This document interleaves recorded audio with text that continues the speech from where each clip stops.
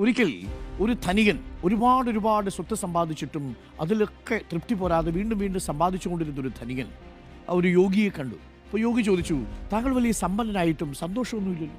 അപ്പോൾ ധനികനായ ആൾ പറഞ്ഞത്, ശരിയാണ് യോഗി, എനിക്ക് ധാരാളം സമ്പത്തുണ്ട്, പക്ഷെ സന്തോഷം കണ്ടെത്താൻ പറ്റുന്നില്ല. അപ്പോൾ യോഗി പറഞ്ഞൊരു കാര്യം, താങ്കൾ വരൂ, ഒരു സ്ഥലം വരെ പോകാം. അങ്ങനെ ഈ ധനികനെയും വിളിച്ച് ഒരു ഗുഹയുടെ അടുത്ത് പോയി. എന്നിട്ട് ഗുഹയ്ക്കുള്ളിൽ ഈ ധനികനെ കയറ്റി. എന്നിട്ട് പറഞ്ഞു, ഇവിടെയുള്ള ധാരാളം രത്നങ്ങളും സ്വർണ്ണങ്ങളും നീ എടുത്തോളൂ, പക്ഷെ ഒരു കാര്യം, സമയം വൈകുന്നതിന് മുമ്പ്, സൂര്യൻ അസ്തമിക്കുന്നതിന് മുമ്പ് നീ പുറത്തു വരണം. അങ്ങനെ ധനികനോട് പറഞ്ഞ് ഗുഹയ്ക്കുള്ളിൽ കയറ്റിവിട്ടു. ധനികൻ ഗുഹയ്ക്കുള്ളിൽ കണ്ടപ്പോഴോ എടുത്താലും തീരാത്തത്ര വജ്രങ്ങളും ആഭരണങ്ങളും സ്വർണ്ണങ്ങളും. ഒടുവിൽ ഇങ്ങനെ തിരഞ്ഞെല്ലാം വാരിക്കൂട്ടിയിരുന്നു. സമയം സന്ധ്യയായി.